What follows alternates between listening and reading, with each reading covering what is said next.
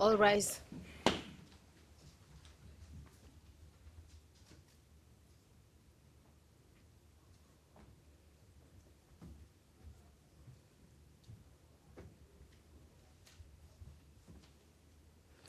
Please be seated.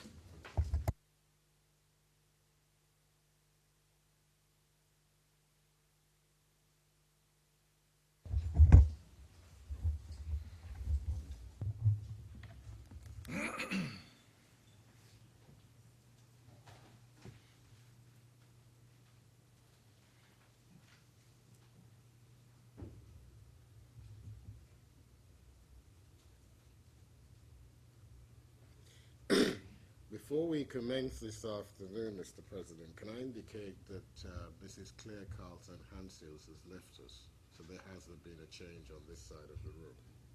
All right, thank you. That's noted. Thank you, Mr. Griffiths. Not at all. Now, Mr. Taylor, before the luncheon adjournment, we were talking about your political views, and you had earlier mentioned the succession of Tolbert as representing something of a crack, to quote you. And you also mentioned various other events which took place during the Tolbert period, which impacted upon the ULA in the United States. So, coming then to the Tolbert years in more detail, did you see the succession of Tolbert as representing a new phase in Liberian history? Yes, I did. Why? We have to look at the period. In fact, the normal succession to power was significant, but also we knew from Tolbert's vast travels, his experience, that in simple English he could deliver the goods. So it did have an impact in knowing that he had the capacity. And was there anything about, or anything done by Tolbert at an early stage which suggested that he might be seeking to heal the deep-rooted divisions between the Congo townset and the indigenous population? Yes. What was that? As I mentioned to the judges before, with my own family, there was a problem in trying to intermarry. This is a similar situation that happened in the case of Tolbert. Tolbert did something very important. Tolbert's sister got married to an Aborigine Liberian. His sister got married to an original Liberian called Gabriel Fangalo. That's spelled F-A-R-G-A-N-G-A-L-O. Now, in the Liberian setting, that's very serious. For the sister of the president to marry an Aborigine Liberian, that was unheard of. That was a significant move in my opinion, and in the opinion of a lot of Liberians, that Tolbert was trying to bridge the divide. This is what I consider as significant. And what impact did that have on individuals like you looking from abroad at Liberia? Well, it had a great impact. It had a great impact in that we saw this, again, as an opening. So Tolbert's sister marries Fangalo, great. May I just add, there's another thing about Tolbert that he went out of his way to do. Tolbert was one of the first presidents to, even though he was from the Americo-Liberian stock, he learned to speak a local dialect. It's the Pele tribe. Now that can be spelled two ways. Some people call it Pele, K-P-E-L-L-E, or just P-E-L-L-E. these were all moves that encouraged us, and we saw in him this particular act. You get married, you speak the local dialect. He started talking about trying to bridge the economic gap, and what were some of his slogans? He talked about mat to mattress, you know, and total involvement for peace, you know, all these slogans and working toward them really played a significant part in our own determination that there was, you know, a move on to change. And help us with this. You'd mentioned earlier that President Tubman would on occasion have his speech vetted by someone at the U.S. Embassy. Did that continue under Tolbert? No, no. Tolbert ran into some early problems. Problems with whom? With the United States. Why?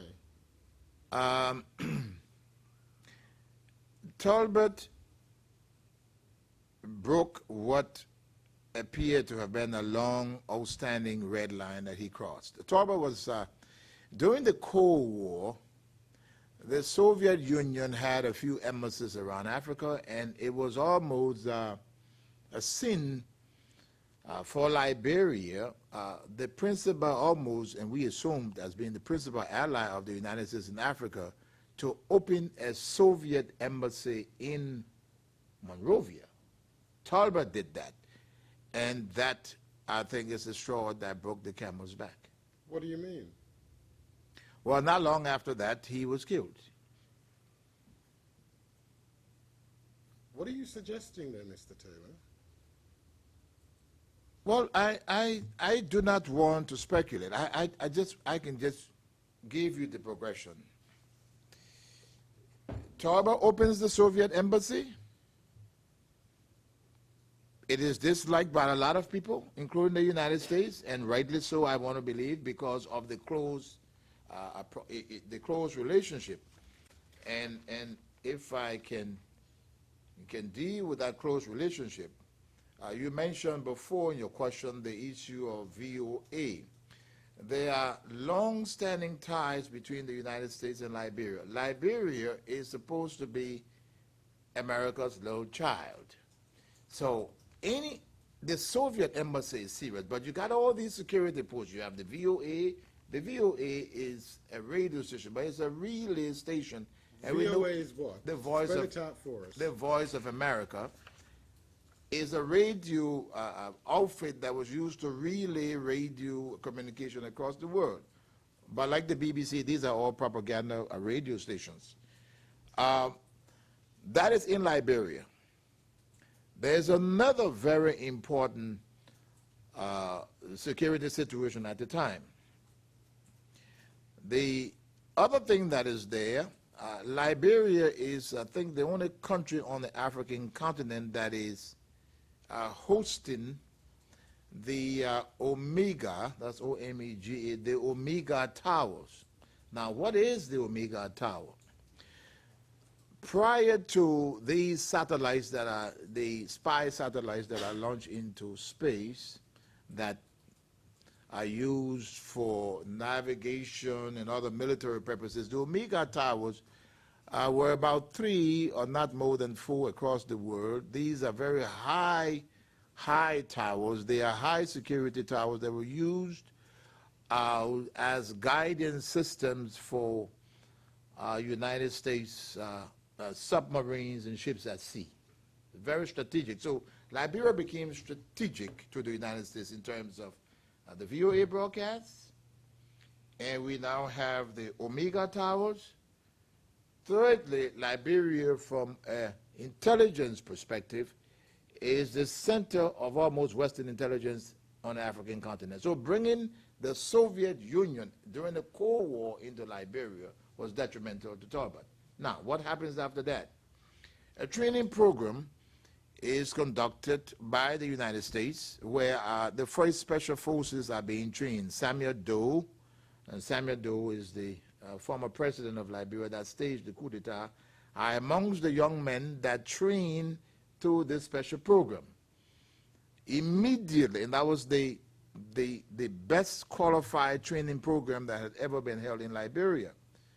Less than a month after this particular program, they killed President Tolbert. Now, I'm not in a position to make any claim, but I'm just trying to give you the progression of things. The embassy, because of the close relationship between these countries, this special training program, Tolbert gets killed a month later. Is anybody's guess what happened? Now, earlier you made mention of some riots which had taken place in Liberia during the tenure of Tolbert as president. Can you help us with the historical and contextual background to that, please? Yes. Marcus Matthews leaves the United States. He goes to Liberia and he begins the process of trying to start a political party. That struggle is on for several months. Eventually, the party is permitted to register. It is called the Progressive People's Party, PPP. Which year is this? This is 1979. Thank you. Now, we are in the United States. We are following all of these occurrences in Liberia. I want to believe that had Tolbert not wanted the Progressive People's Party to be registered, it would not have registered. We know as a fact that there were elements in the true Whig Party that did not want change. Tolbert wanted change. I'll be fair to him. I think as a maneuver on the part of Tolbert's part, he permitted the party to register.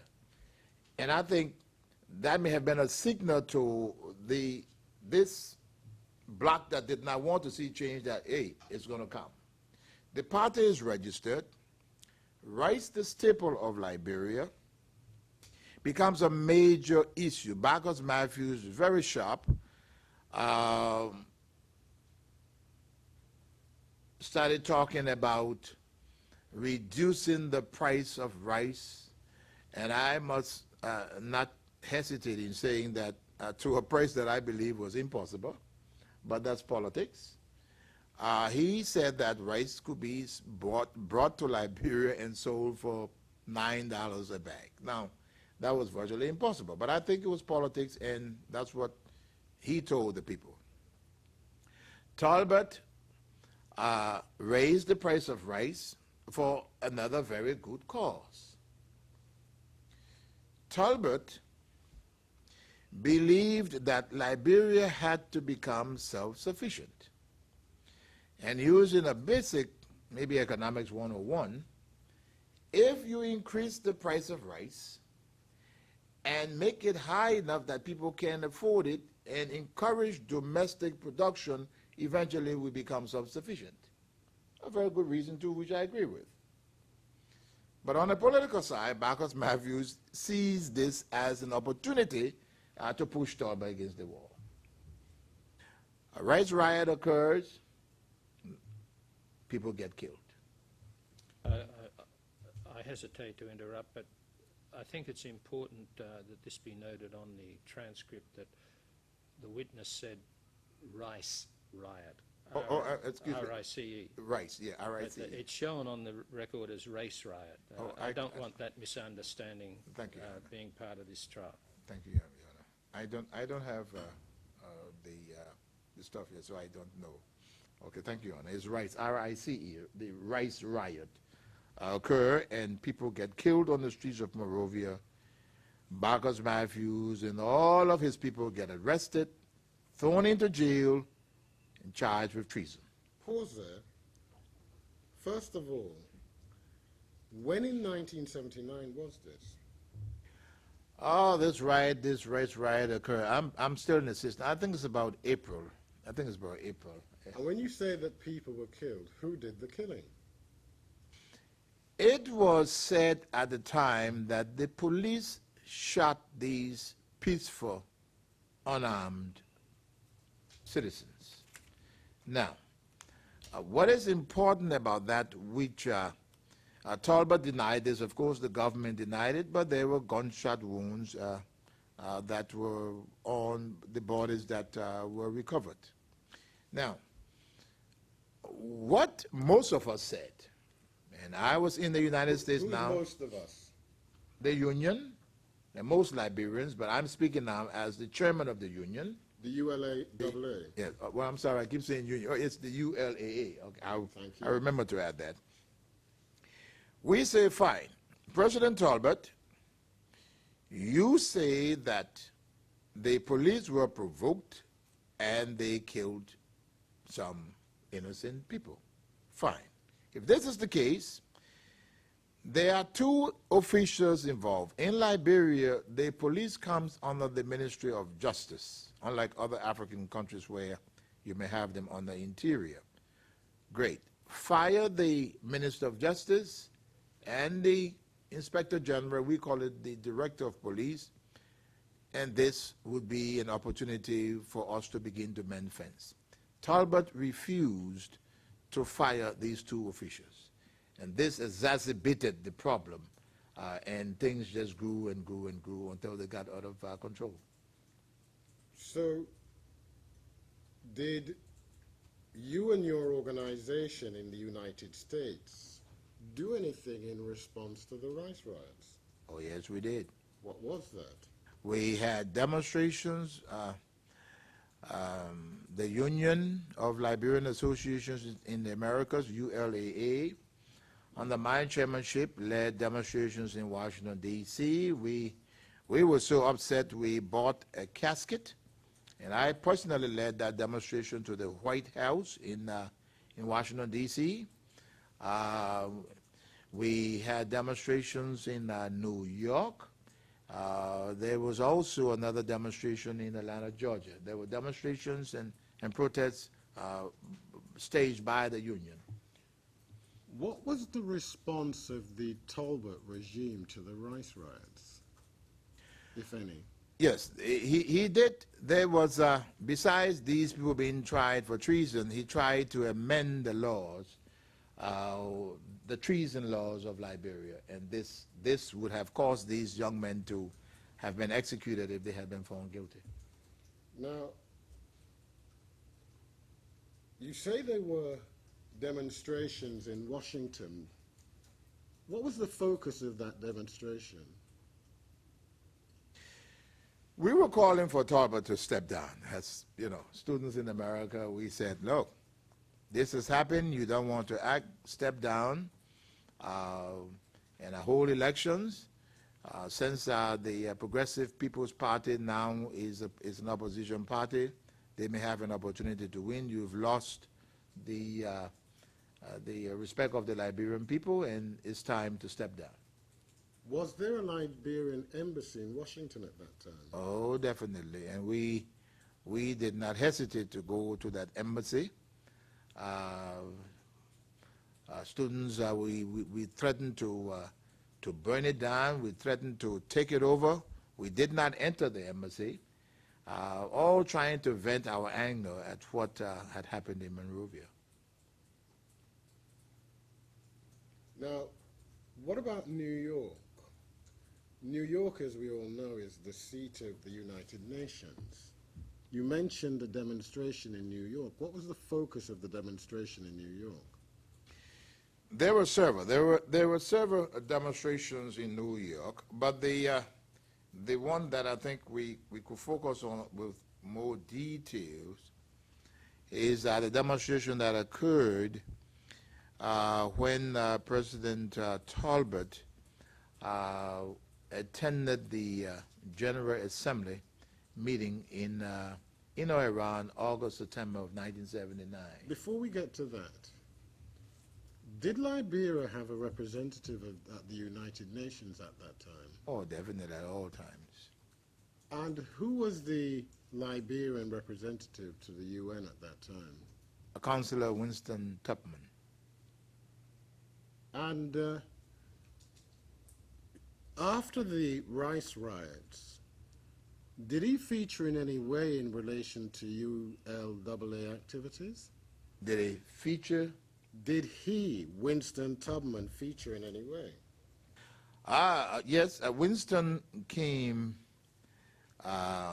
around the time that we actually took over the consulate in New York. Which consulate? The Liberian consulate in New York. What do you mean you took it over? Well, we had asked the president to resign. He did not, and we said that this is Liberia's property. We wanted to, in fact, really to make a point. It was more of a point for the president. There was no destruction carried out at the embassy, but we decided that we will go in the embassy, at the consulate. We will sit in there, stay in there until President Tolbert responded to our demands. And how did things develop, if at all? Oh, they got a little hairy. We go in, we take over the consulate. No one is hurt. We don't break anything. Winston Tubman comes. President Tolbert hears of the whole incident, and the Liberian government, on the one hand, is doing everything to hush this thing up because it was big press. They did not want that. So Winston Tubman then says to me, he said, well, listen, you people have to leave the consulate. I said, well, we have no intention of leaving the consulate. He says, well, if you people don't leave, and I must admit, the Liberian government was, Consular Tubman, the ambassador, was not hostile. He said, well, please, if you people don't leave, we have to arrest you. I said, well, we want to be arrested. Arrest us. He said, no, we don't want to arrest you. We refused, and he contacted Monrovia again, and finally, the New York City police were called in, and about 6 of us were arrested. Were you arrested? I was arrested and taken to the main police station in New York City. We were processed and then released on bail to appear in court at a later date. But the Liberian government, knowing that they did not want this publicity that we were really seeking, decided that they did not want to press charges against us, and so they let us go.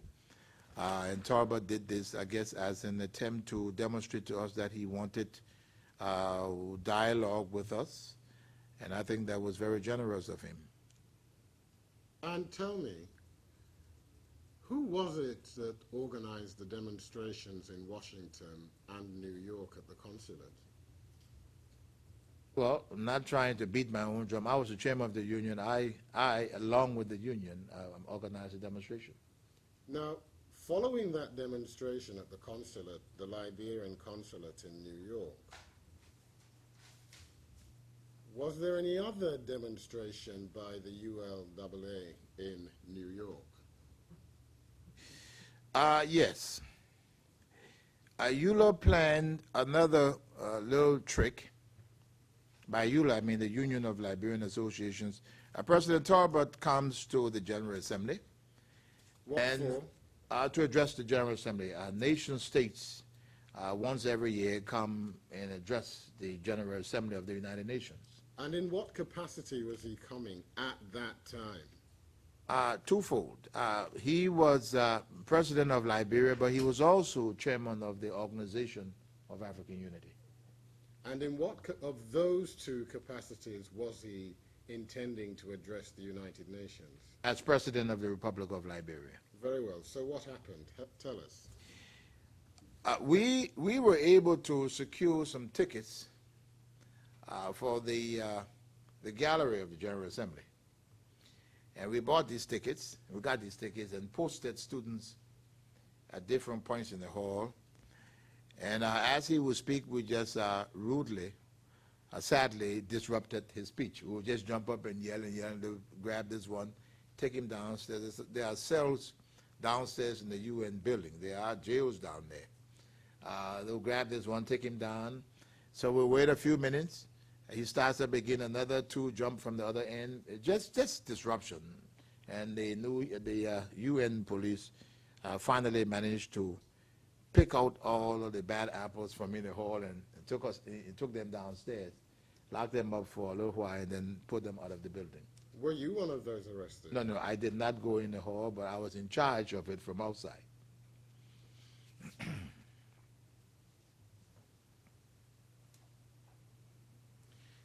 Did President Tolbert revisit the United States after that? Well, immediately following the General Assembly visit, he continued on. To where? To Washington, D.C. And did you have occasion to meet him at that stage? Yes. Help us with that, please. You know, having been through this situation myself as president, Tolbert was in a very tight spot. Here's a man trying to demonstrate to us that he wanted dialogue. There's a large Liberian population in the United States, about 60,000 to 70,000 individuals. And all of this is going on.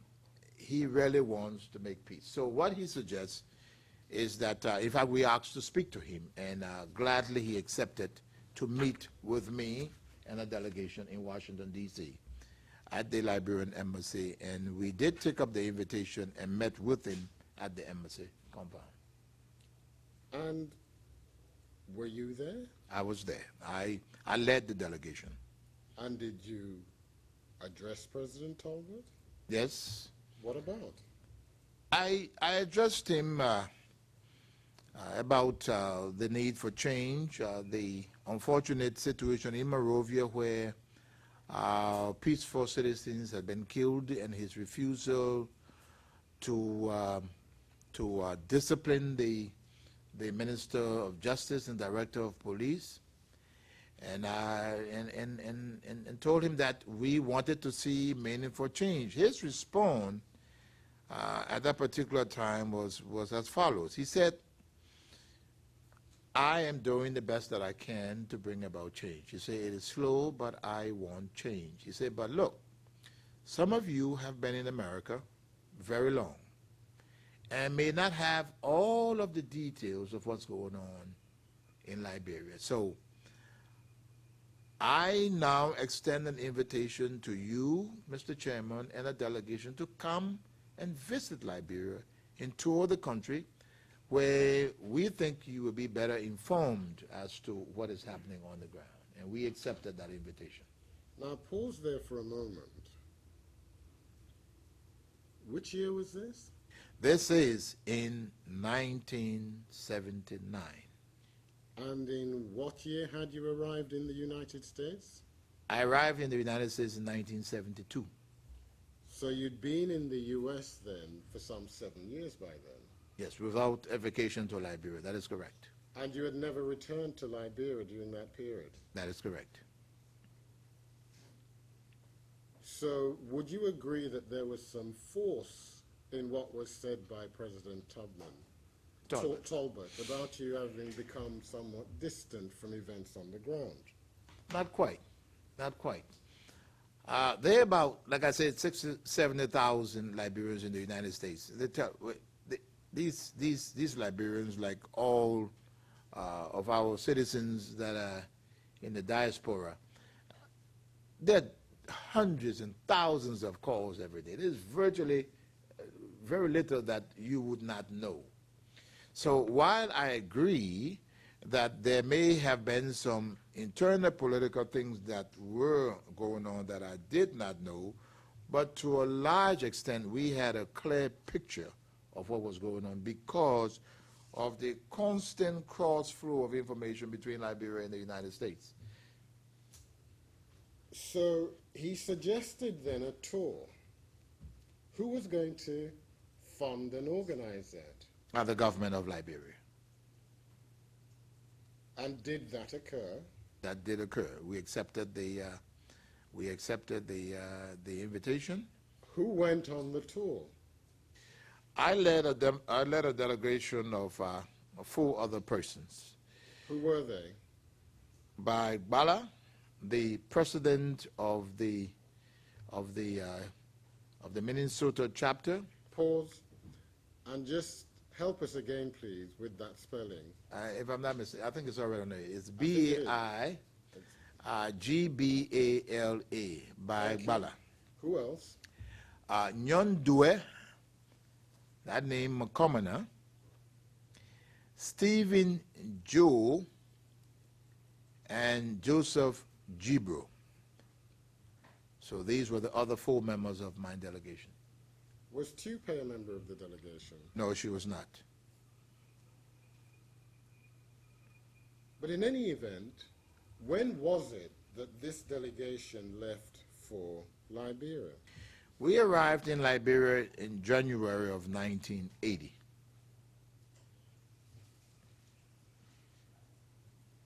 And was there a great deal of media interest in your visit? Oh yes, oh yes. The union had developed its name after at least 2 or 3 incidents that occurred. Let's not forget the first incident that we haven't gone into details, and I'm just going to touch it. Attempts are made in Washington, D.C. to buy handguns. We are arrested by the FBI. That is news. We go to New York. We take over the consulate. That's news. We disrupt the General Assembly. That's news. We meet President Tolbert in Washington, D.C. That's news. By now, Liberians have developed a deep sense of appreciation for the Union of Liberian Associations in America. In other words, these are our sons and daughters that went to the United States to go to school. They are educated now, so now they are acting in our behalf. So we have this, I don't know what you want to call it, almost rock star status, but we are now looked at very seriously. So upon arriving in Liberia, there's big press, there are crowds, everyone is looking. And may I just add before I stop, don't forget, there's the rights riot, people are dead, and this is the whole period. A delegation coming from America is seen as a big deal. But pause there for a minute, Mr. Taylor, and assist us with this. Mm-hmm. Did it cross your mind that President Tolbert might be luring you back to Liberia to kill you? Oh, yes, it did cross my mind. Surely it crossed our minds. Here's a situation where we've embarrassed the man. We've disrupted his speech. We've done all of this stuff. We've called him bad names. And we're about to go to Liberia. Of course, it did cross our minds that we could, even if not get killed, we probably could have gotten locked up like the other guys that were already in jail. So why'd you go? Well, it was that was the one thing, the chance that we had to take if we would have been taken seriously in a way as wanting to bring about meaningful change in Liberia. I mean, here we are. It's good and well to sit in the United States and demonstrate on the streets where at most the police will arrest you, take you in and book you and let you go.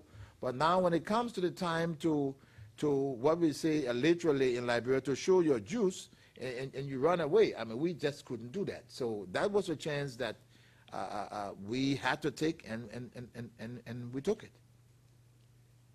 So what did the tour consist of? We get to Liberia, we meet the president. We ask to see those that are incarcerated. And by those that are incarcerated, I'm referring to Bacchus Matthews and all of the members of the Progressive People's Party. They are all incarcerated. We ask to see them. We do not get to see them. Why not?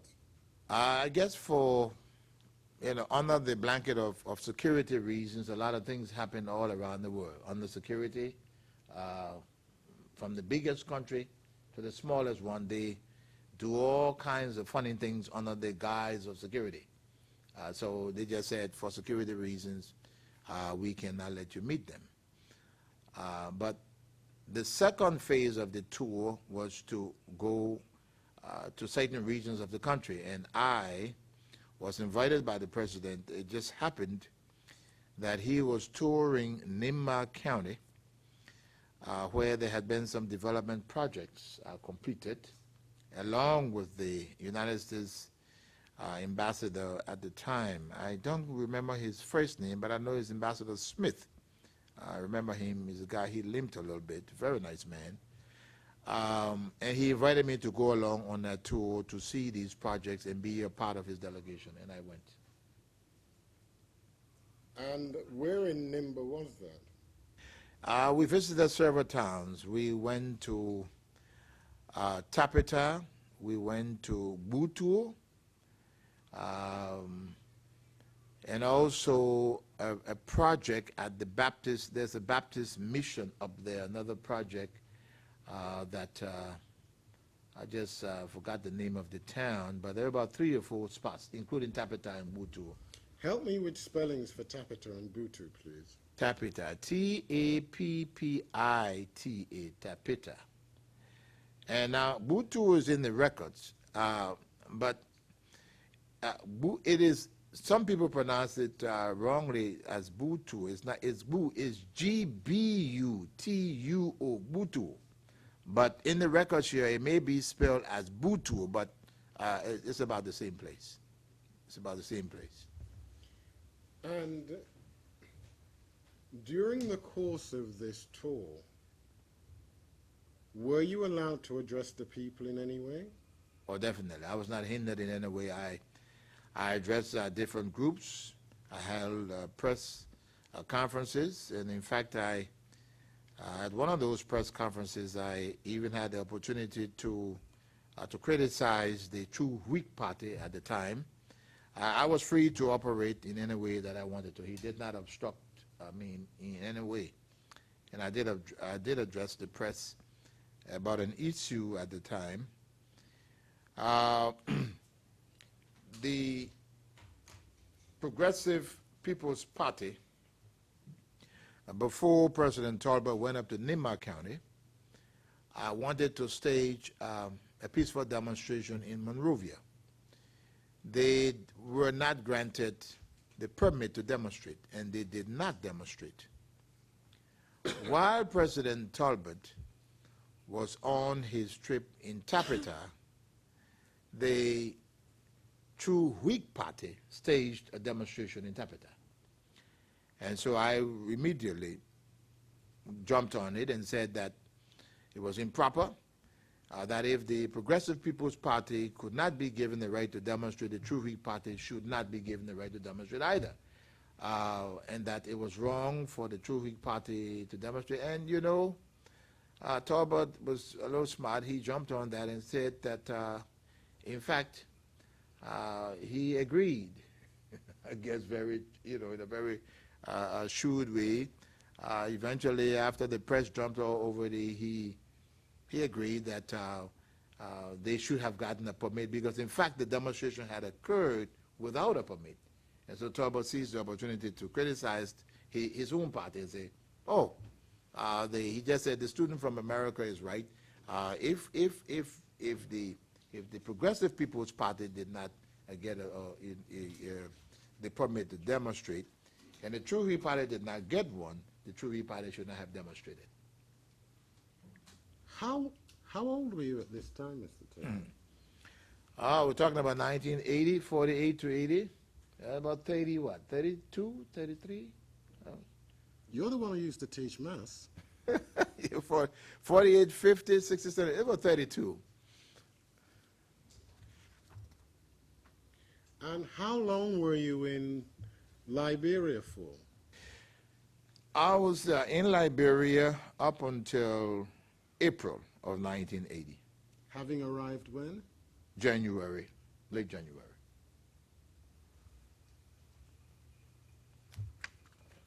So whilst there, did a major event occur? Oh, yes. What was that? The coup of 1980, led by Master Sergeant Samuel Doe, occurred while I was still in Liberia in 1980.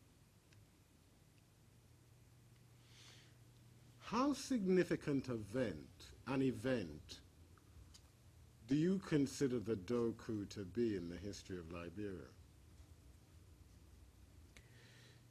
Significant. Firstly, this was the first time in the history of Liberia that the President of the Republic had been killed in a coup d'etat. It was the first, in fact, coup d'etat in Liberia. It was the first time that we saw the entire system uprooted in an extremely violent fashion. So it was significant.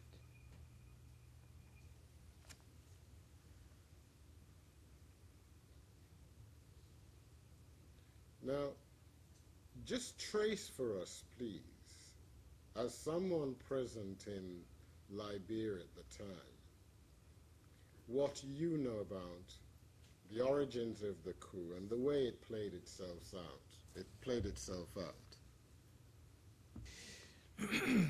We arrived in Liberia. Remember, there are individuals in prison. And may I just add, by this time, whether it was possible or not, the Progressive People's Party was being seen by a lot of Liberians as the possible savior. And I keep saying that it was impossible for them to do what they said they were going to do.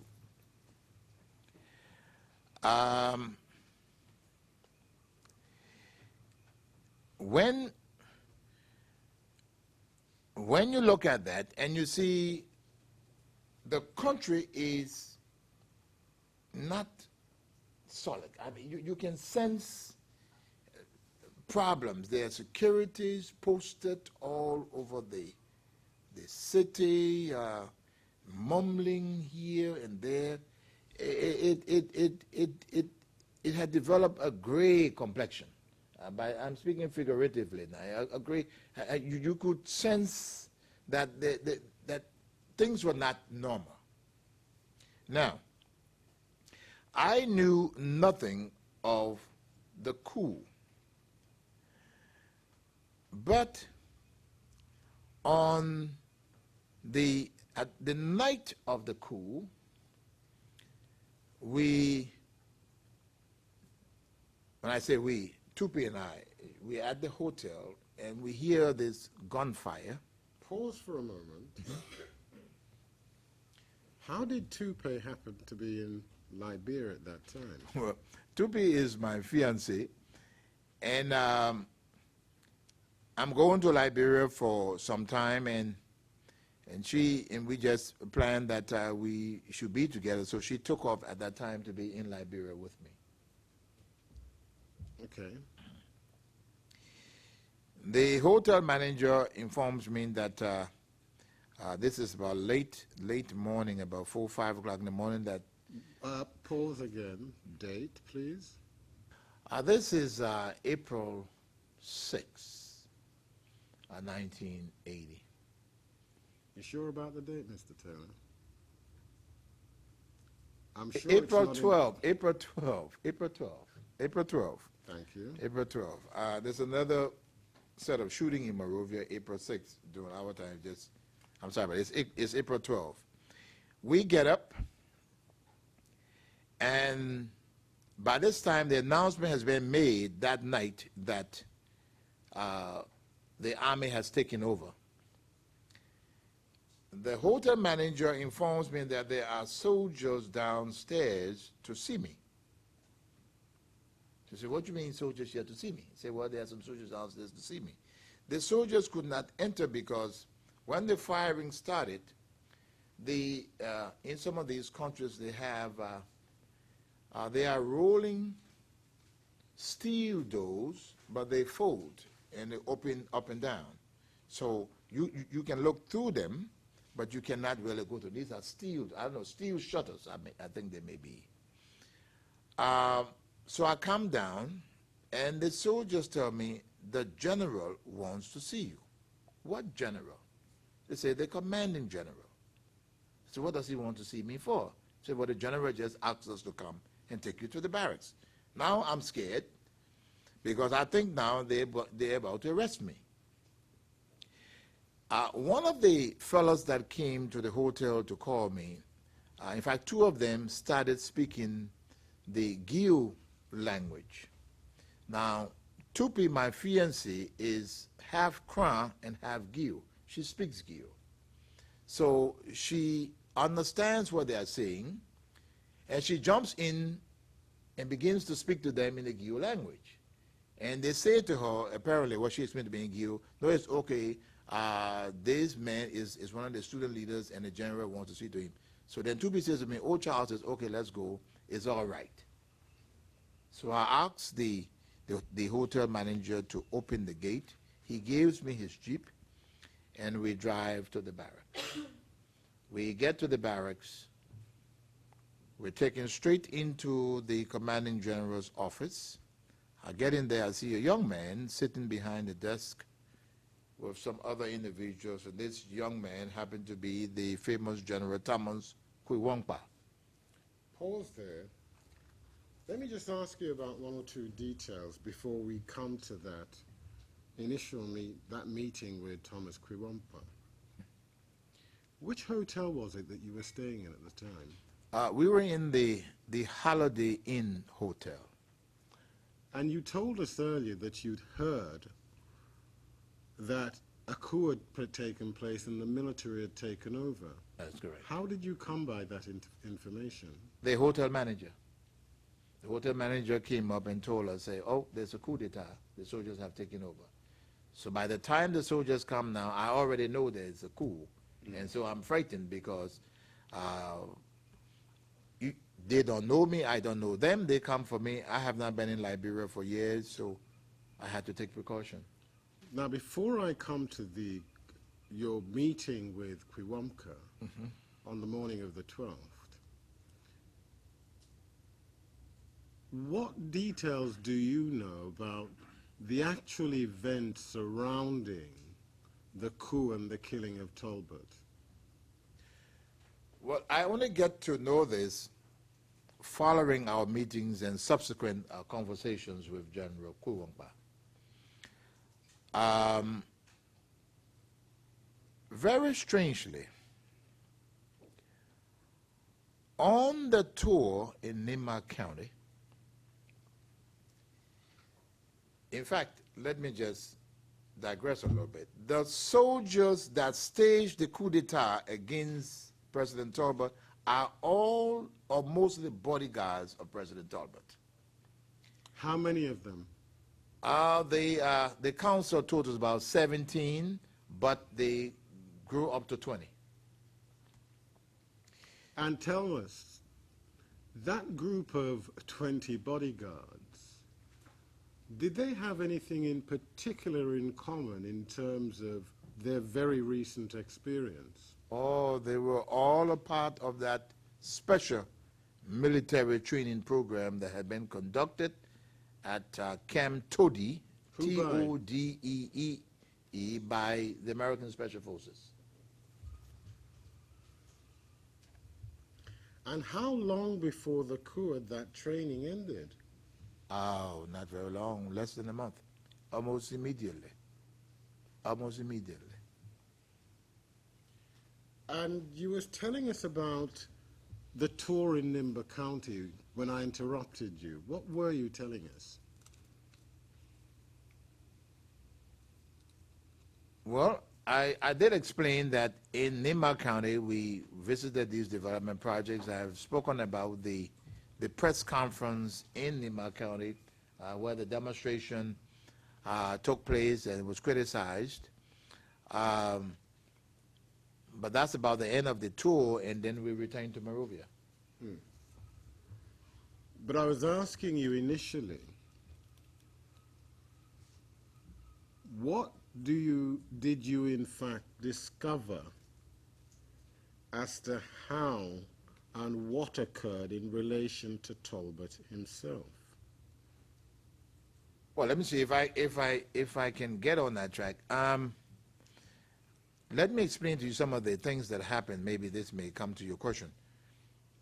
While in Limba, there's an incident in the hall where the Minister of Interior of Liberia, Dr. Kessely, that's Kessely, is involved in a very heated discussion with a member of the National Legislature of Liberia. He is very, very rude to this gentleman. I'm standing a few feet away and I'm hearing the conversation. So I walk over to him and I say, well, Dr. Kessely, I said, I am shocked. The president invited me here to see, and guess what? I have seen. You are a minister of government and you are insulting a member of the legislature. I said, this is outrageous. I have seen enough. And I walked away. But in that hall are the bodyguards that I'm referring to that are securing the president. They are all there, and most of them hear this exchange. So you're brought before Quiwamka. Where is this? This is at the Barclay Training Center, BTC, B-A-R-C-L-A-Y. Training, normal training center in Monrovia, is the military headquarters for the brigade of the Armed Forces of Liberia. I'm taken into him, and I meet him behind the desk with several other, not knowing at the time, several other officers, but these officers happened to have been members of the group that had just carried out the coup. They are sitting in the office with him. And what were you feeling at the time, Mr. Taylor, when you were brought before these military men, knowing that a military coup had taken place just hours beforehand? Well, my fear had been greatly reduced by virtue of my fiancée telling me in the first instance that it was okay. So that's a relief for me in the first instance. But in all fairness, there's still that little part of me that is saying, okay, well, you know, because we're never too sure. But there was some assurance at that particular point. And when we get into the office, the first thing the general says, oh, Taylor. I said, yes, General. He said, sit down, let's work. By this point, I am relaxed because I know I'm not in trouble. He said, sit down, let's work. And what is said? Then, what brings a little more, if it's anything, I think I begin to sweat at this particular time. The guys that are sitting there with the general said to me, do you remember us? I said, no. Then they said, when you were speaking to Minister Kessely about what he had done to the representative, we were the security standing there. And another guy said, remember the press conference that you held when you criticized the True Week Party for the demonstration? We were all there. And because we know that you have come and you want to be fair, this is why we've called you down to work. By this time, really, it brings fear in me because then I begin to say, my God, what if I had said or done something wrong? I would have been in deep trouble. But by the grace of Almighty God, I had stayed above board, and that was my saving grace. What else was said to you at that time, if anything? Well, they said to me that we needed to work and try to secure the revolution, and that this had happened to try to bring change in the country, and that the time for the Congo people was over, and it was time for the quote-unquote country people to take over the country. Now, apart from yourself and the military personnel you've described, was there anybody else present in that room? Yes, there were individuals present, but not in a very comfortable way. By this time, the armed forces had commenced the arrest of ministers and senior officials of government. In fact, in that office at that time, on the floor, was the Speaker of the House of Representatives and other ministers of government that had been arrested. What do you mean on the floor? They were tied in a very uncomfortable position, lying on the floor.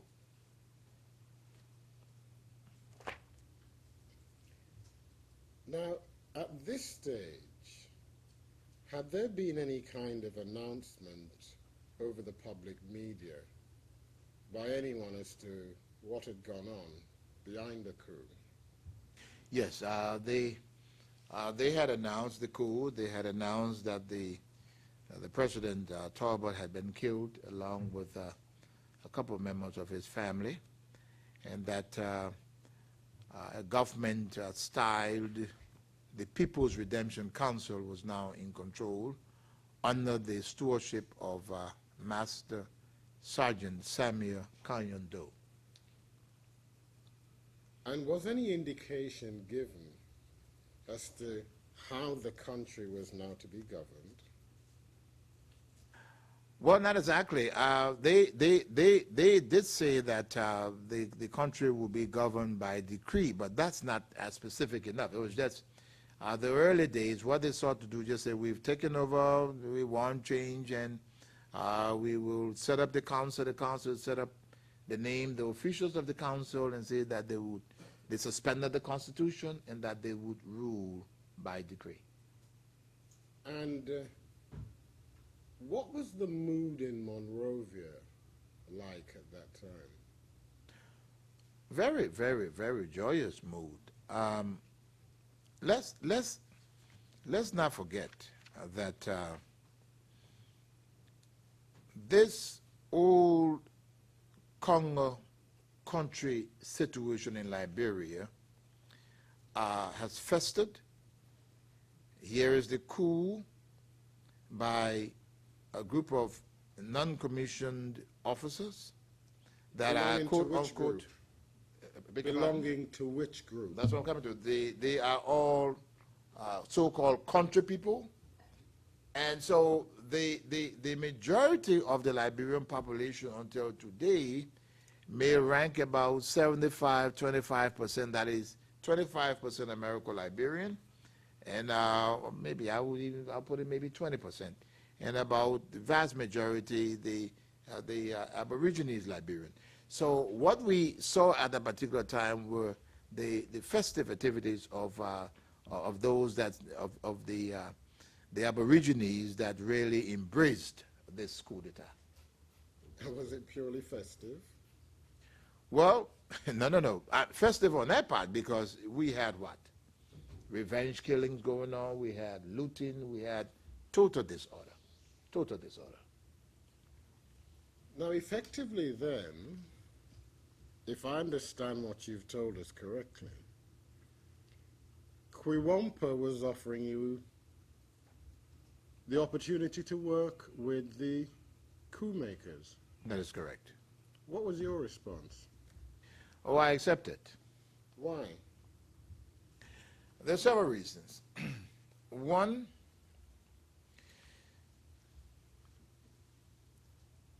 we would have wanted, and let me clarify I'm talking about the union. I'm still the chairman of the union, but there were other very progressive groups in Liberia. And while I don't claim to speak for them, but the general view was that a non-violent change is what we wanted. But having seen the coup take place, I saw this, and strangely, some of these progressives that I'm talking about, later on, I am told, saw it the same way. We saw it as an opportunity to finally get control and move the country into the direction that we wanted to.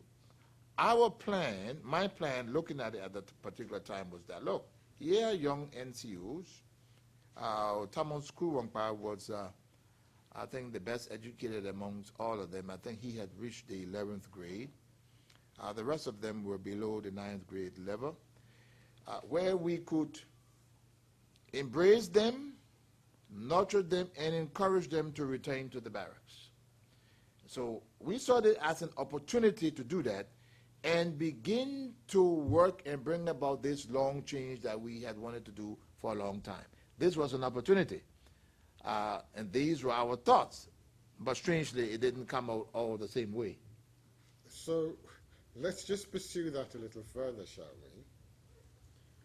When, in terms of that grand plan that the progressives had, the soldiers returned to the barracks, who was going to take power? Well, we were trying to get them back to the barracks, have elections, democratic elections, and let the best man win. This was the whole thought at the time. And who did you fancy to be the best man at the time? Well, I was sure to throw my hat into the race. That was sure. Of course, I would think I was the best. Others thought that they were the best, so, but I would still think that I would have thrown my hat in the race at the time. Now help me. When you met with those military men, did they explain why they were coming to you for assistance? Well, no. After these guys told me that they had heard me, they were present in the hall, they had, I mean, excuse me, Your Honors, I'm sorry, I don't know if I'm offending you. I talk with my hands, so I hope this is not, I'm sorry. Okay. Not at all, Mr. Okay, because I normally used to, okay, very good. We have these people hearing me. They know what I have said, okay?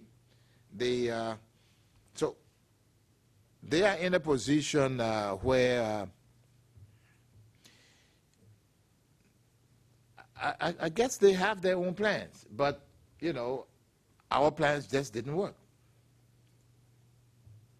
So, at that early stage, at that meeting, was your advice or assistance sought in any particular respect? Yes. In fact, I volunteered. I volunteered. Once he said to me, sit down, let's work, the first thing I asked him is, I said, General, what are you people doing about securing, firstly, this revolution that you people have put into place? And secondly, I said to him, as I'm driving here, there's total chaos on the streets. I said to him, I said, you guys are going to have to do whatever you can as soon as possible to get these soldiers off the streets, because the diplomatic community will begin to complain. There were hundreds of citizens outside of the barracks crying because their houses have been taken over, looting. And it was embarrassing to me. As I'm coming into the barracks gate, some of these people see me. They already know that we're into, oh, Taylor, you know, we are dying, you know.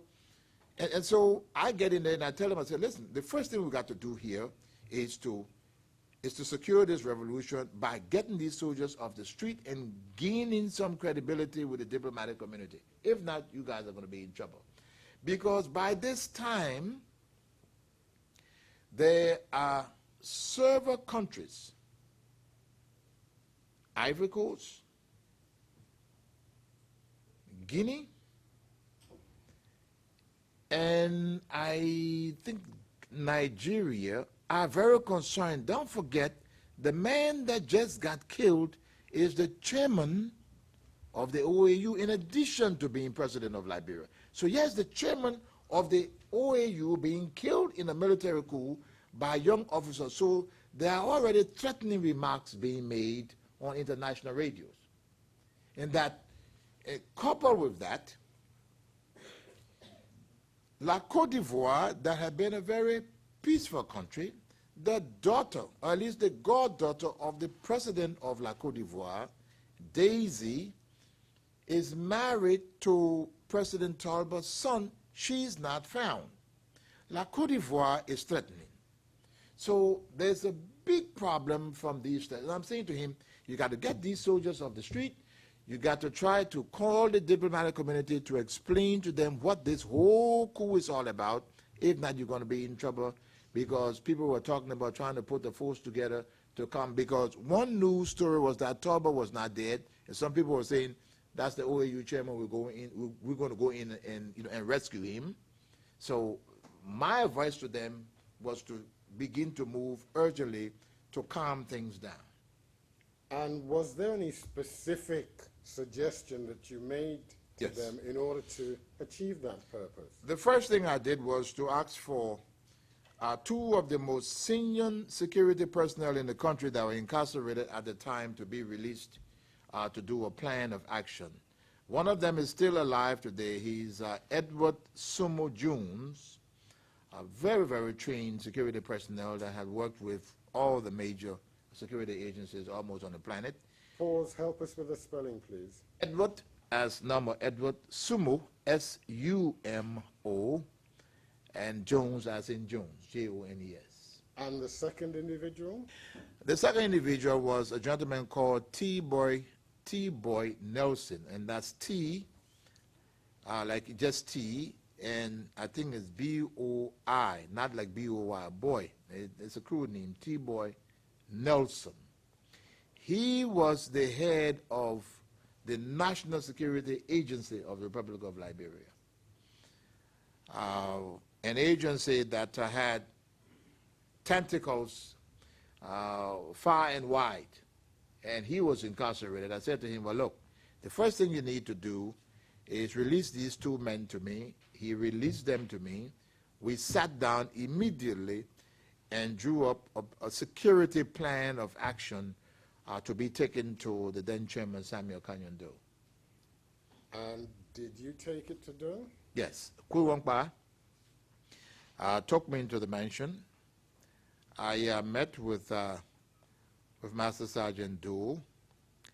I then spoke to him about the plan, and immediately he called the Minister of State to look at the plan and for it to be sent to the appropriate areas. Now, let me just tell the judges, the Minister of State, first of all, Your Honors, by the morning of the coup, all of the progressive leaders, the Moja leaders, the Barcos Matthews, are all the new ministers. Barcos Matthews becomes foreign minister. One of the progressives, Dr. George Boley, that's B-O-L-E-Y, who is a crown, he has a PhD in education, is the Minister of State and Personal Assistance to Doe. He's also incarcerated and is released from prison on the morning of the coup. Dr. Tokbana Tipote, another progressive, was made the Minister of Planning. Dr. Henry Boyma Famule, Spelling, please. Fambule, F-A-H-N-B-U-L-L-E-H. And we need help with the first name, please. Tokbana Tipote. No. Fanbule. First name? Henry, as in Henry, H-E-N-R-Y, Henry. Thank you. Henry Boyma, B-O-I-M-A, Henry Boyma Fambule. Dr. Togba Nan Tipote, T-O-G-B-A, Togba dash N-A-H. Togba Nan is one word, one name. Tipote is T-I I'm not sure if it's one P, but I think it's Tipoteh. Tipoteh. He has a doctorate degree in economics. He becomes the Minister of Planning. Dr. Henry Boyman Fambole becomes the Minister of Education. So some of the other leaders that are released from jail, like Oscar Kuya, becomes the Minister of Interior. Now, back to the point, Dr. Bole is called immediately and said, well, here's a plan. Bole reads it, and he says, well, get to the foreign minister immediately. So Barcus Matthews is contacted, and the plan is reviewed to them and is accepted for implementation. That is, calling in the diplomatic community and trying to allay the fears out there about the chaotic situation that had developed. Now, following the meeting with Kwiwompa, you told us that a plan of action had been put together, which was to be submitted to Doe. Did you go to see Doe? Yes. That same day? I went along with Kwiwompa, told Doe, was present when Doe called Bole and instructed Bole to take the plan and call the foreign minister to begin to work out, trying to implement whatever parts they wanted to. Tell me, had you met Kwiwompa before that day? Never. I did not know any of them. What about Doe? Had you met him before? Not at all. Not at all.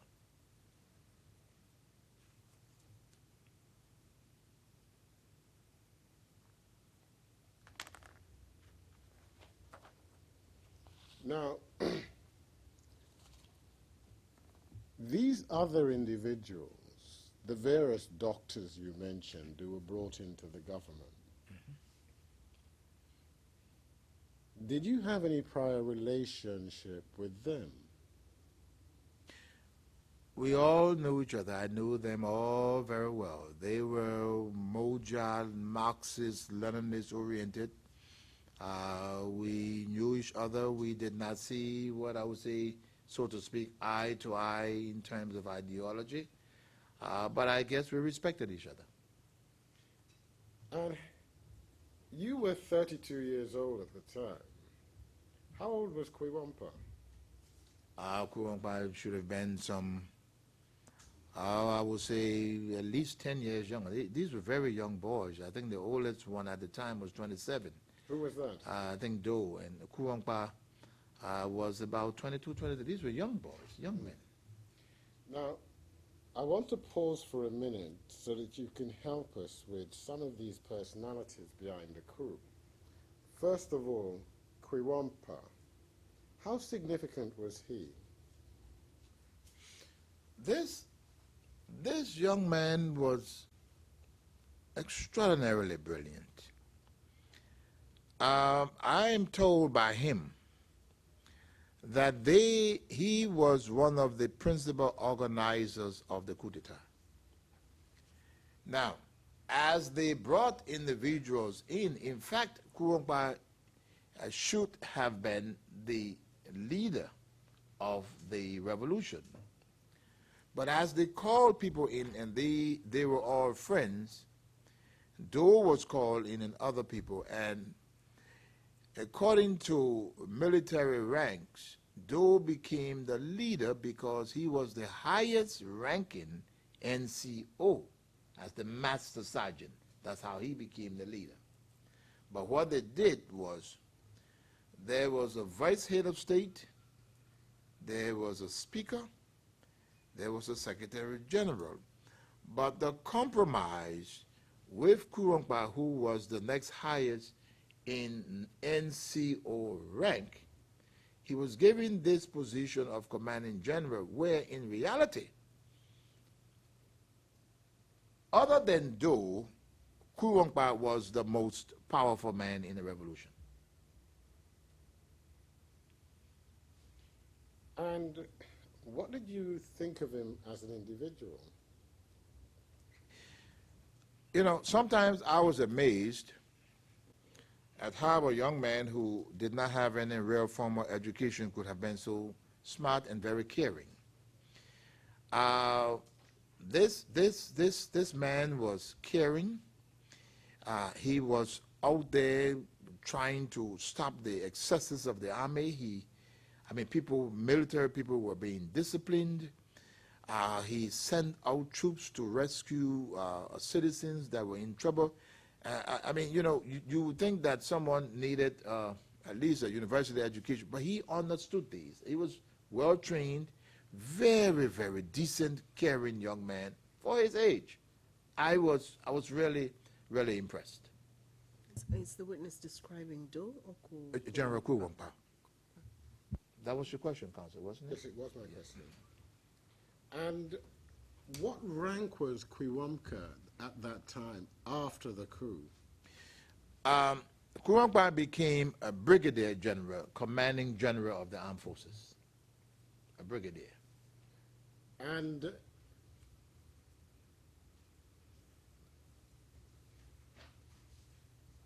who was, in your estimation, the most influential individual in the coup? I still say it's Kuwampa. And what about thereafter? Thereafter also, he gained the respect. It did not take very long before the citizenry realized that Kuwampa was the real man. Let me just interject. When the coup occurred, in addition to these arrests, one of the first things that they did was, Who did? the coup leaders, all senior officers of the armed forces of Liberia were also arrested. That is all the way up. The chief of staff of the armed forces of Liberia, at the time Liberia was one single brigade of a very small brigade of about 7,000 men. And the chief of staff of the armed forces of Liberia carried the rank of lieutenant general. Now, here we are, the coup occurs, everyone is arrested, from the chief of staff down, and an order is published by the coup leaders that no officer before the morning of the coup, that no soldier should take any instructions or orders from any officer. So in fact, the armed forces now is destroyed. There's no chain of command. They are not, everyone is virtually now below the rank of Master Sergeant, but as a member of the council in the military, and I'm sure there are military people on the other side that know this, what they say, what assignment sometimes can be greater than rank, but rank prevails. The armed forces commander now becomes a brigadier, Thomas Kuwampa, with the rank of general, but no other soldier in the armed forces is given a rank. So everybody is below the rank of sergeant, okay? The coup leaders do not have to worry about it because now they are the bosses, so they don't have to worry about rank anymore because everybody else is saluting them. So this is the structure. It's good to get this picture. Now, how did the general populace regard Kuwampa? Oh, they honored him. They liked him. He was fair and reasonable. So everyone wanted to get to him to carry their problems. When there were problems, they wanted to see Kuwampa. I mean, he was just loaded with problems, and this is why I stayed in the barracks with him for about 3 months because I couldn't rest. Okay, so I was the only progressive that stayed in the barracks with him in helping with the day-to-day, what I would call putting out the little fires. This thing, sending soldiers, go this place, do this. I stayed with him for 3 months. Now, that's Kuwampa. Can you now please give us a little pen portrait of Master Sergeant Doe? I really did not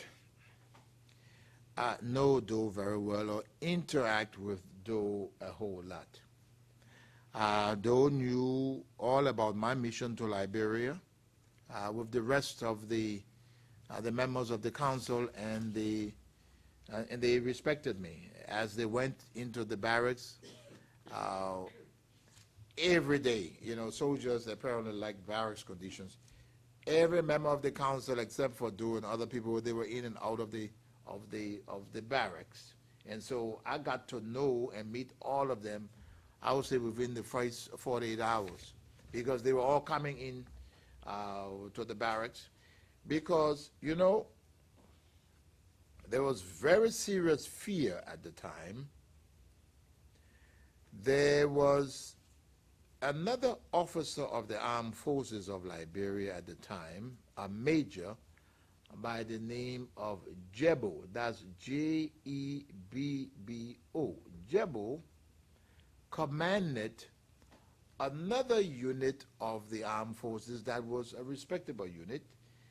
And when the coup occurred, there were rumors that Jebbo did not back the coup and would stage a counter. So everybody was running in and out of the barracks, consulting with the general, you know, and trying to secure what they had just put together. And so what they started doing immediately was arresting those other individuals from that elite unit that were commanded by Major Jebbo. So because of this frequency in the barracks, I got to meet most of them almost immediately. But Doe, what kind of a person was he? Yes, I did not know Doe very well. Very quiet man, didn't speak a whole lot. Shrewd. Educated? No, Kurongba had a higher education than Doe. I think Doe did not go beyond the 9th grade. Could you talk to Doe? Oh, yes. Oh, yes. The respect that I commanded as being the leader of the quote-unquote, for them, the students in America was very high, so I could speak to Doe. If I wanted to see him at any time, he saw me. Did you think he was going to stay in power as the leader? Quite frankly, my impression was that these men would have not stayed there a very long time.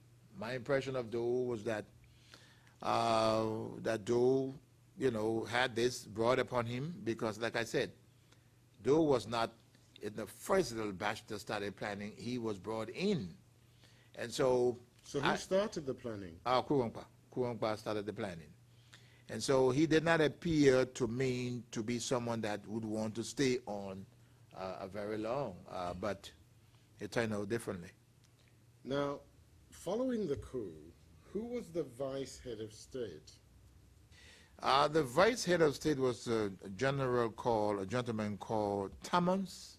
It's regular Thomas Wei, W-E-A-H, Wei Seng, S-E-N-G, Thomas Wei Seng. Is that one word? Let me see, it's a crew name. I think it's Wei Seng. I think it's one word, Wei Seng. And who was he, apart from being vice head of state? Thomas Wei Seng was one of these very, very low educated but smart, street smart, who previously had joined the Progressive People's Party. He was a member of the PPP, one of these firebrands.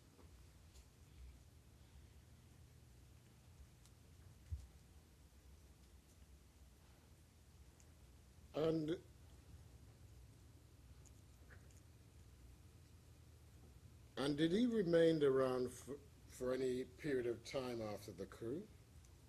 Oh, no. Wei Seng ended up, along with other members of the council, he was executed by Samuel Doe. How long after the coup? Oh, that was within the first year. I would say the first year of the coup, from April, I would say about a year. He was executed. Why?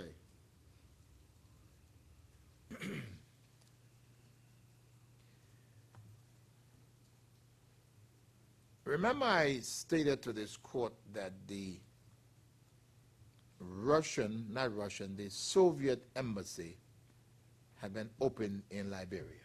Yes.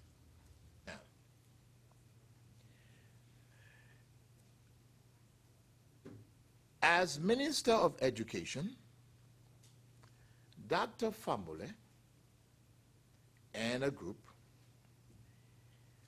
gathered some individuals and sent them to Ethiopia at the time of the leadership of Mengistu Haile Mariam. Now, don't ask me to spell that. I don't know. But I know it's called Mengistu.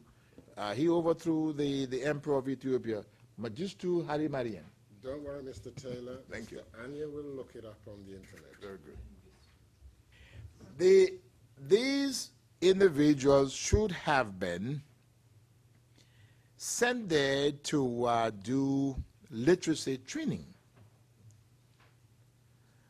But to our greatest surprise, the CIA informed us that they had been sent there to do military training to come back and overthrow the government of Liberia. Now, and maybe somebody will say, but why would the CIA have any interest? The security agencies of Liberia work with intelligence agencies around the world. And so information flowing will come. Maybe people don't know that, but this is the way it works. And we were glad that we were informed because it was true, because again, I don't blame the United States, because the United States, rightly so, would not have wanted for this to occur, because those individuals that were planning to stage this counter-coup were the Marxist-Leninists, and dealing with Mengistu, with the Soviet embassy in Monrovia, that was a cup of tea. Even I was glad that we had the opportunity, and it was stopped. So, though immediately ordered those people back, most of them did not return. Now, what it's saying was a regular visitor to the Soviet embassy in Monrovia, and they were advocating some extreme Marxist views that some of us did not support.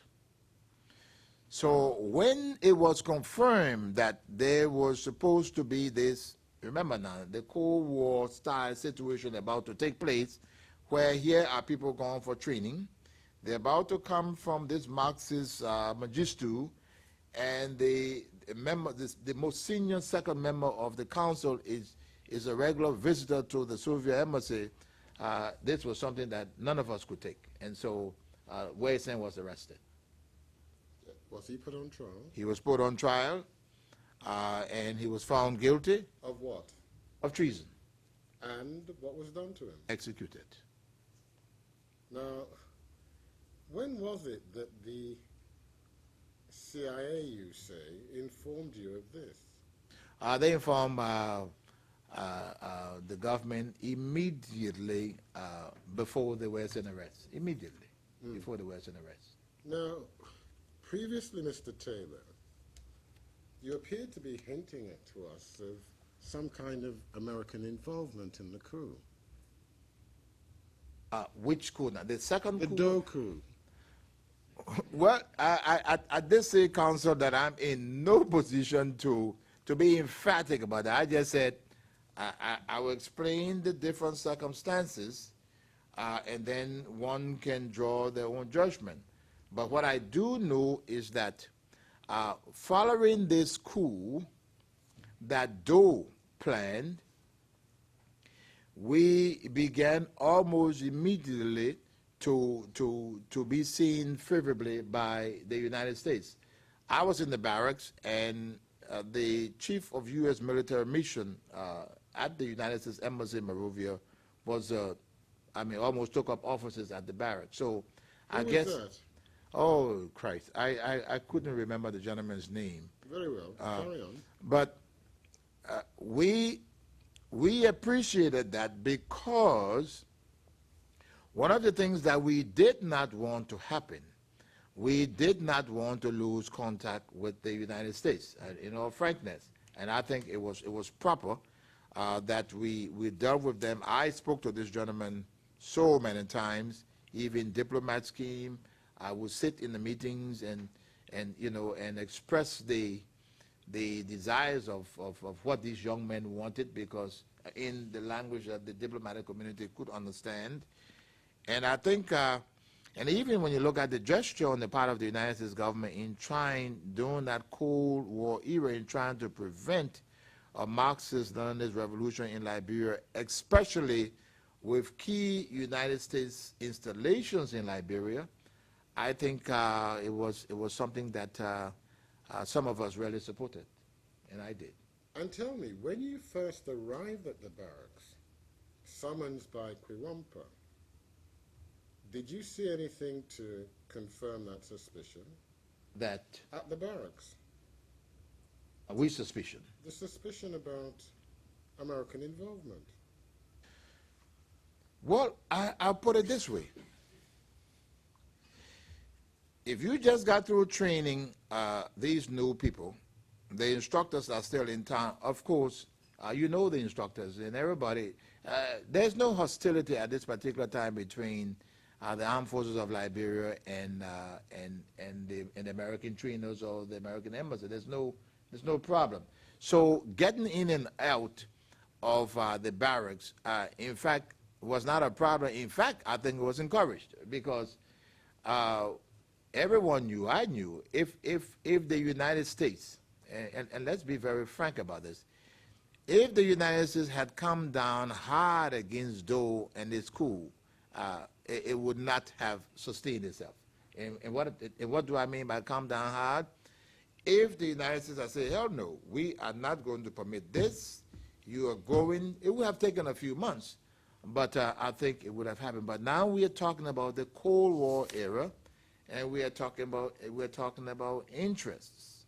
So I see here that the whole approach in coming in, I guess they were trying to make sure that whatever had happened, that there will be a smooth landing, and that sooner or later all the chaos will stop, and then the next thing that will come about will be they're encouraging the army to return to barracks. Now, you've already told us that President Tolbert was killed. Mm-hmm. Where and how was he killed?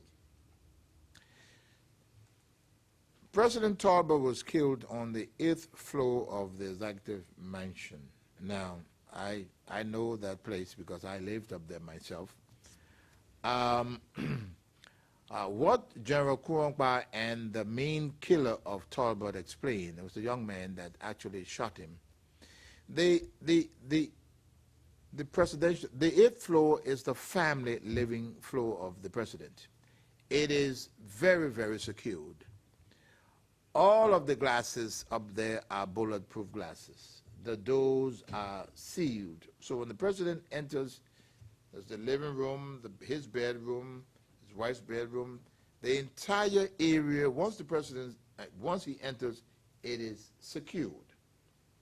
I'm told by General Kurongba after the firing started, and quite frankly, it's a very sad scenario. Most of the soldiers at the presidency that were guiding the president fled because their friends were staging a coup. They were all together, so they just didn't budge. They go upstairs, and they actually have to knock on the president's door. After he had apparently called around the different stations, no one answered. He got up, got dressed, because the body of Tolbert was still dressed, fully dressed in a white suit. He got up, got dressed. They knocked on the door. They kept knocking on the door, and he opened the door because they could not get in. Like I say, that area is secured. You cannot enter unless the president inside opens the door. And the first gentleman, I am told by Kurongba, there's a young man called the late Nelson Toe, open T-O-E, Nelson like in N-E-L-S-O-N.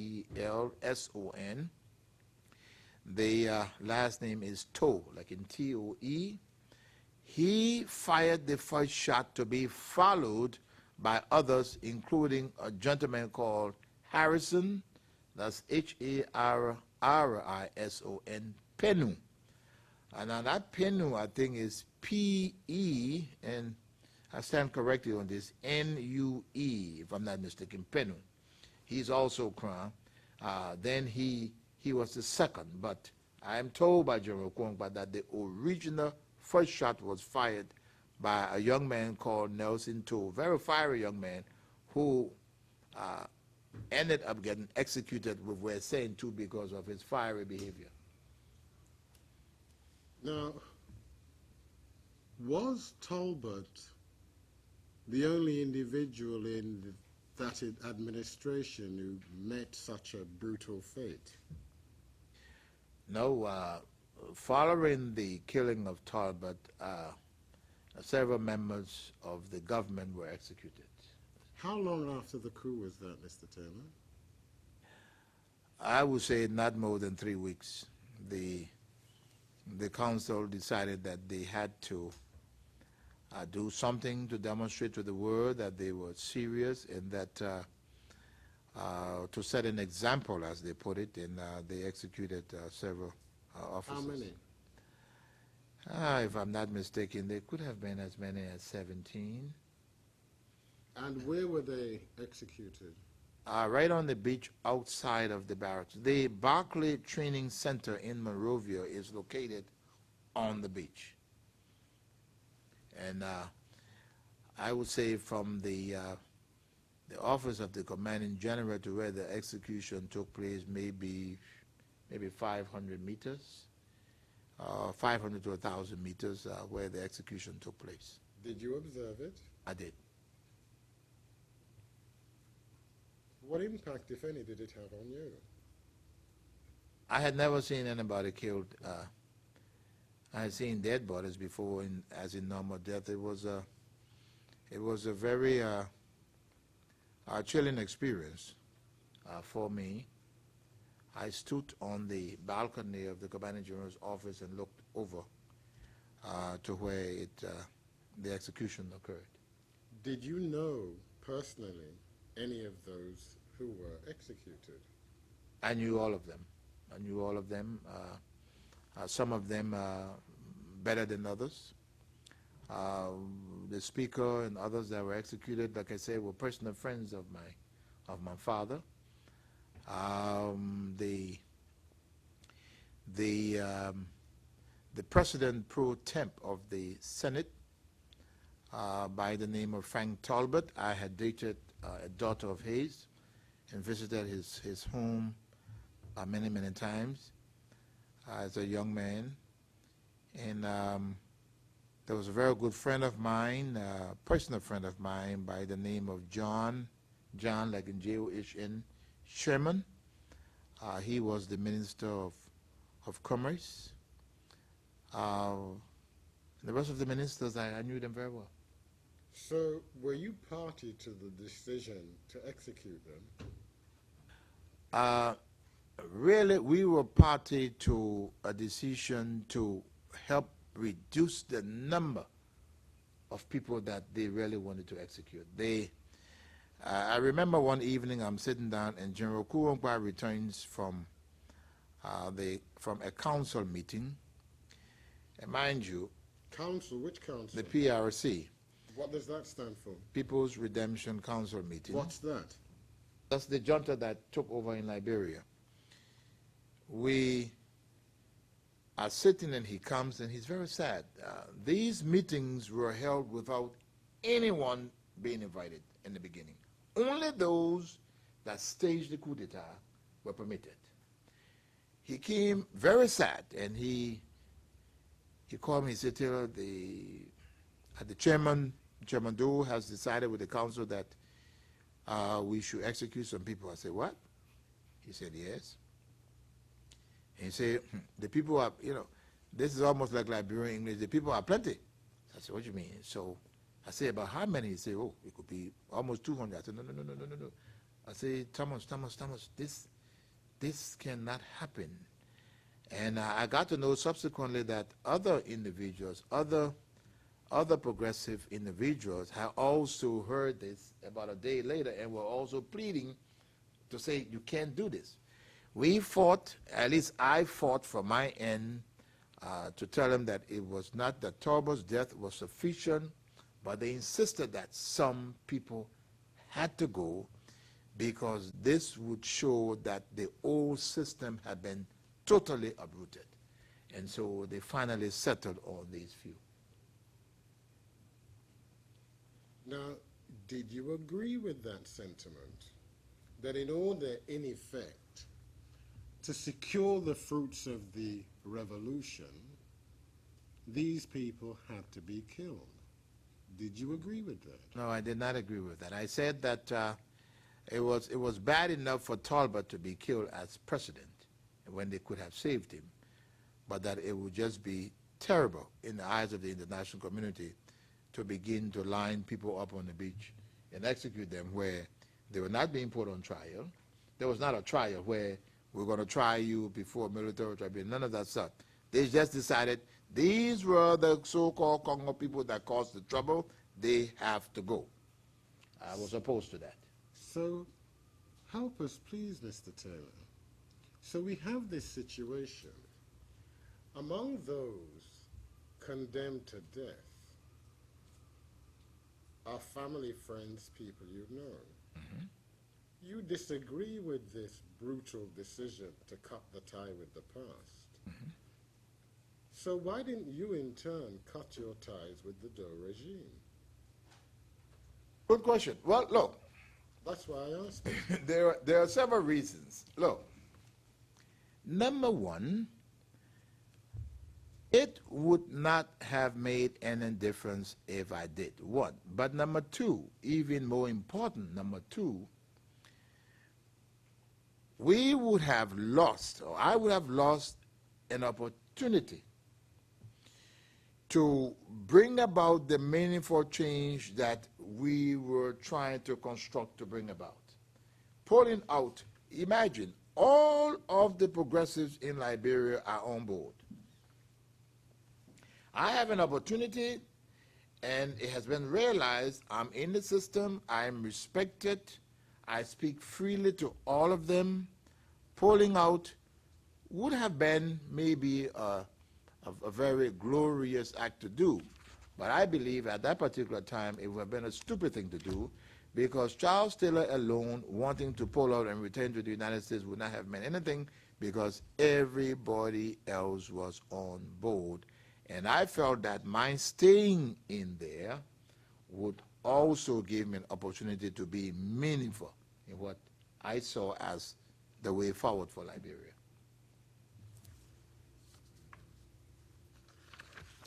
In any event, the executions take place. Yes. And to your mind, what effect did those executions have so far as the legitimacy of the Doe regime is concerned? Oh, it really did not help. After the executions, most of the Western countries and donor agencies and different things frowned on the whole process, and this really intensified the activities on the part of the international community toward the Doe government. And what about the general population in Liberia? What sense did you have of their reaction to this event? When you look at the percentages that I gave you before, and you look at the underlying problems of Liberia between Americo-Liberians and Aborigines, the vast majority of the population that were the Aborigines were happy and wouldn't care less. And in fact, I would say probably wanted more to go. People saw this as this opportunity to at last vent this anger over the years, that these people came, they've overlooked us, they've treated us like slaves in our own country. To be frank, people were happy. And I would say in the majority. Can I pause for a minute, Mr. President, and assist with a spelling from earlier? Mengistu, M-E-N-G-I-S-T-U, Haile, H-A-I-L-E, Mariam, M-A-R-I-A-M.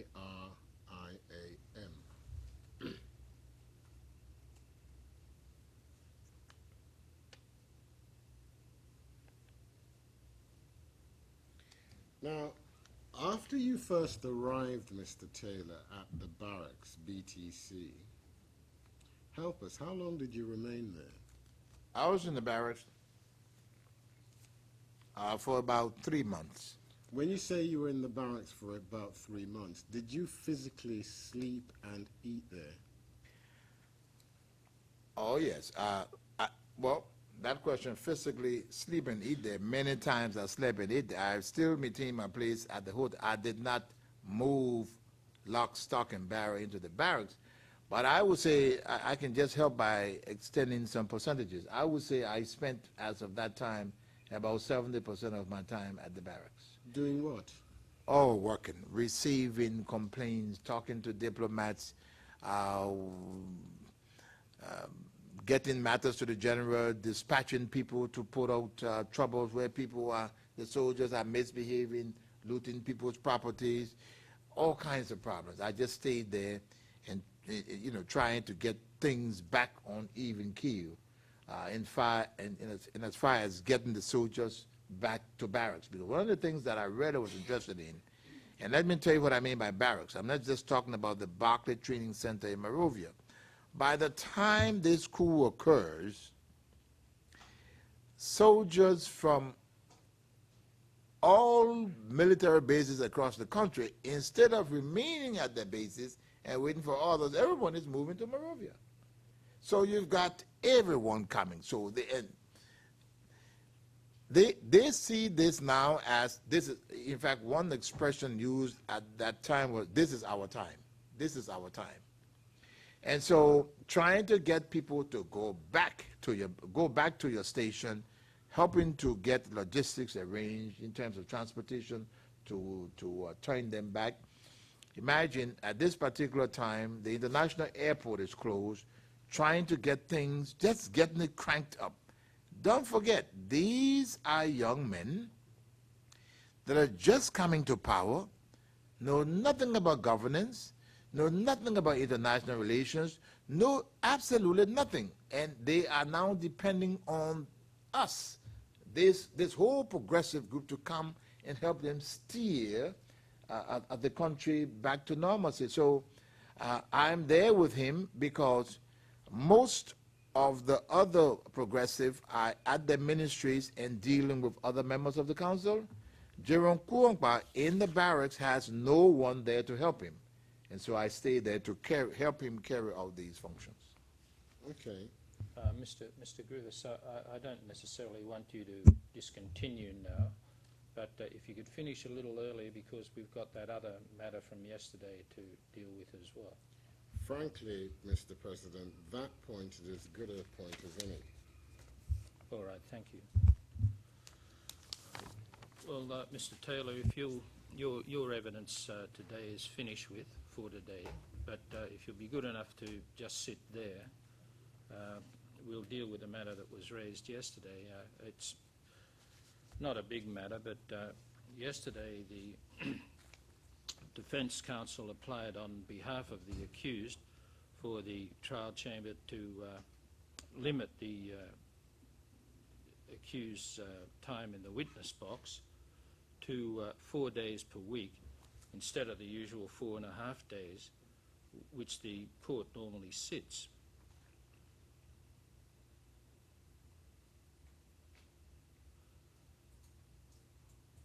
At present, the court sits only 1/2 day on Fridays, devoting the other half of the day to other duties.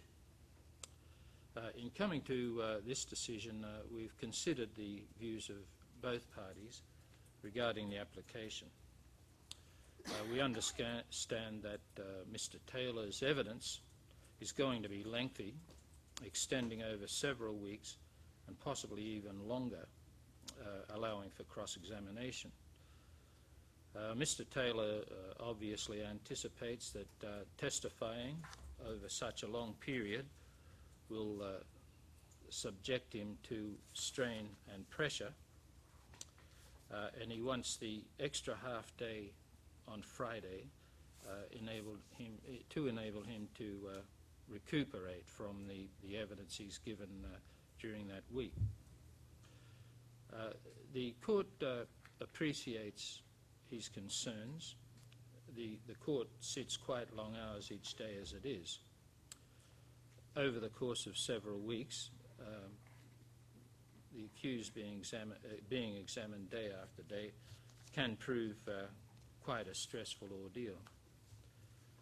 We therefore grant Mr. Taylor's application.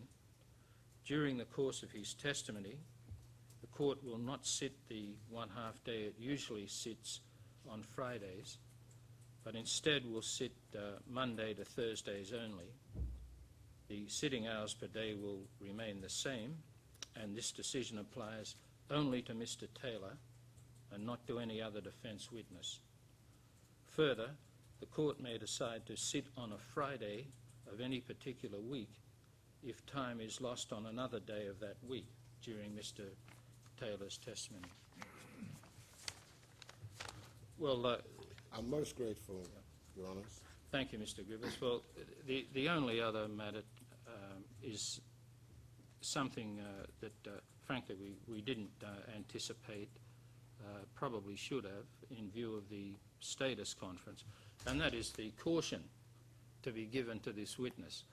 And what the court is aware of, that under Article 17 the witness has certain guaranteed rights to communicate with counsel, and I don't think the prosecution disagree with that. I think the prosecution, though, in recognising the rights under Article 17,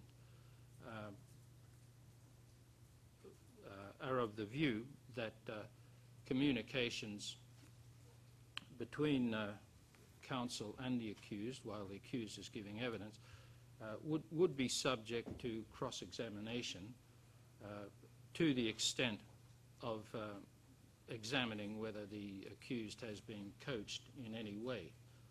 And I think the case on that, which we don't have today, is the Appeals Chamber decision in the ICTY case of Privilege, which did firstly anticipate that opposing counsel would be able to cross-examine, but secondly laying down that there is a presumption, a rebuttable presumption, of bona fides when counsel deals with his witness while the witness is giving evidence.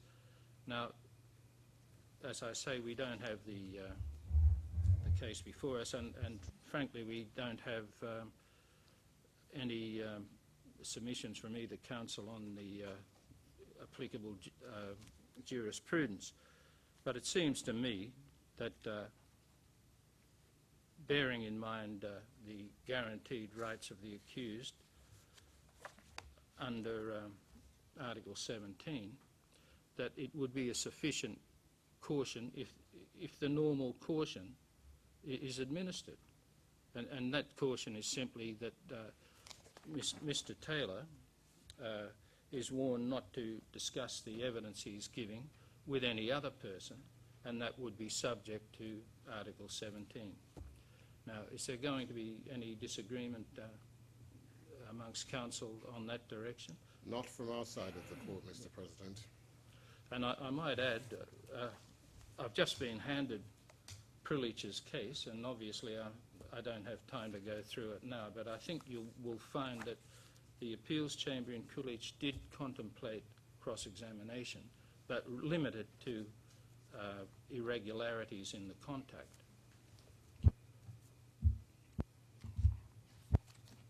In any event, do you have any... I gather that Mr. Griffiths has no objection to that direction. Mr. President, I guess in the course of cross-examination, we will further understand the qualification you have seemingly applied to our cross-examination on this matter. So at this point, we have no Well, possibly I can explain question. it now. The defence, while Mr. Taylor is giving evidence, would always have a right to communicate with the accused. It doesn't mean that they're communicating about the evidence he's given or is giving. It means that they have a right to communicate. If, on the other hand, and I would consider that evidence, to, whatever they communicate that does not bear on the evidence he's giving, it would be privileged. But obviously, the accused would be open to cross-examination on accusations that he's being coached, and you could ask him questions along those lines. That's what I meant, Ms. Hollis. We understand that the scope of that would include asking him if indeed he did speak to counsel, how many counsel, how long, and then putting the questions relevant to matters that deal with his testimony in court. Well, as I mentioned at the status conference, I think every instance of this must be looked at on a case-by-case basis. But the thing we're asking at the moment is, do you have any objection to that caution we've given Mr. Taylor? And if you do, in what way would you suggest it be altered? We have no objection to the caution.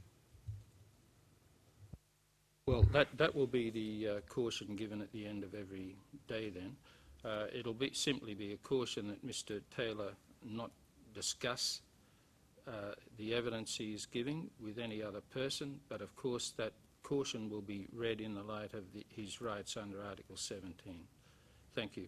Now, if any specific case arises, you can make a formal application supported by your submissions on the existing jurisprudence. Thank you. Well, we'll adjourn now until 9:30 tomorrow morning. All rise.